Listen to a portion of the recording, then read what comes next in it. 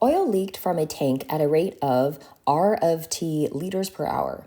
The rate decreased as time passed. Values of the rate of oil leakage are given at 2-hour time intervals in the table below.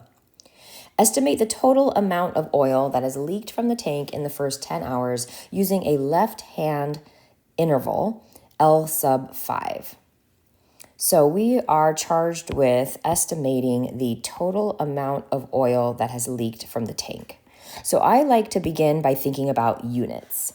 So if I'm measuring the total amount of oil that's leaking from the tank, I know that that would be a measurement in liters. So I want to have a final answer measured in liters.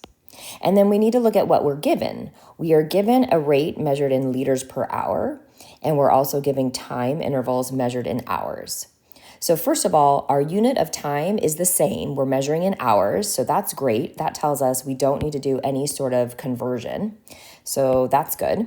But we need to think about how do we get from liters per hour, which is the rate we've been given, and end up with liters. So if you think about computing area using a rectangle, we know we would compute base times height. And if graphically the time, which is measured in hours, is the horizontal axis, that's like your x-axis or your time axis, so that'll be your base. And if you multiply that by the vertical axis, the y-axis, in this case, that's our R of t, the rate, which is measured in liters per hour. If we are computing area and we multiply those units, we can see that the hours are going to divide out and leave us with liters. So that's why estimating the total amount of oil leaking from this tank is going to require us to compute an area. So looking at the units can kind of help you figure out whether you're computing an area or whether you're computing a derivative as we move forward and put all of these calculus concepts together. This is definitely going to be an area question where we want to compute area since we want to end up with liters. Okay, so some of you might want to visualize this. It might help you to sketch a little graph for starters. I don't find that a graph is required, but again, if it's helpful, we've got time, we have R of t here. And so even without a definite scale, you might just, plot out a few things going, okay, well, at time 0, I'm sitting up here at 8.7 liters per hour. And then 2 hours later, my rate has dropped a little bit to 7.6. And then at 2 hours later, at 4 hours, it looks like that rate has dropped a little bit more to 6.8. And we go all the way out to 6, 8, and 10, and you could just kind of keep going with this if you wanted to. I'm not even going to graph the entire thing, but I'm just sketching it roughly so that I can look at how I'm going to fit in 5 sub-intervals.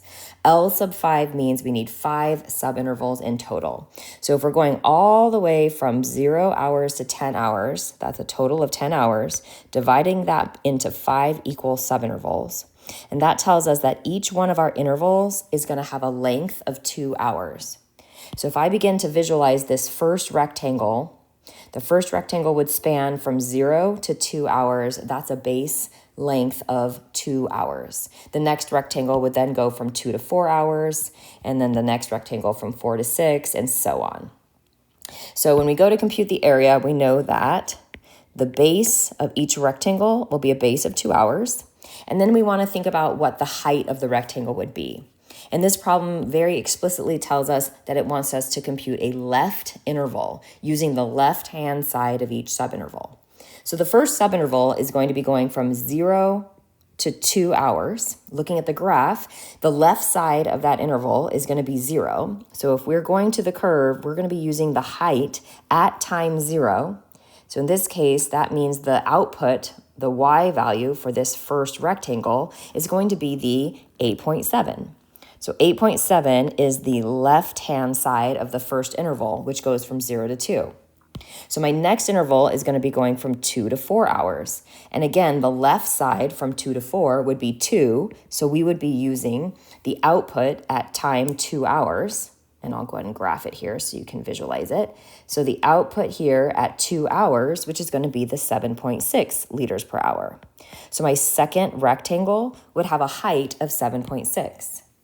The next sub-interval is going to go from 4 to 6 hours. And again, the left side of that interval is the 4 hours. So 4 determines the height of the third rectangle. So at time 4, my rate is 6.8 liters per hour. And then you can kind of continue in this same fashion from 6 to 8. The left-hand side of the interval is 6, so we would be using 6.2 as my next height. And lastly, from 8 to 10, the left-hand side is 8, so we'd be using 5.7 as our last height. So we will not use the 5.3 at the end because that would be the right side of the interval. And the left-hand side of the interval is found at time 8 hours. That's why we stop at 5.7. And then we just sum this all up, giving a total amount of oil leaking from the tank in these first 10 hours of 70 liters. And again, that is going to be a left-hand estimate. Now, part B says, let's repeat this for a right-hand estimate. So I'm going to erase and let's start over. We're still using 5 subintervals. So the base of my rectangle is not going to change. That will still be a base of 2. But this time we're going to use a right-hand estimate. So looking at that first subinterval that spans from 0 to 2 hours, the right side of this interval is 2 hours. So our first height is going to now be 7.6 for our first rectangle. Our second subinterval goes from 2 to 4 hours. The right side is 4, so therefore our height for the second rectangle will be the 6.8. Third subinterval from 4 to 6, the right side is 6, so the third height would be 6.2. And then we just continue in this way from 6 to 8. We're going to add on the 5.7. And this time, that last rectangle that goes from 8 to 10, the right side from 8 to 10 is 10, so therefore we will include the 5.3 this time. And we'll go ahead and make our summation, giving us a final total of 63.2 liters. So this is the estimate for the amount of oil leaking from the tank, but this time using a right-hand estimate. Part C, how can we get an even better estimate for the amount of oil that has leaked from the tank using the work we've done so far in A and B?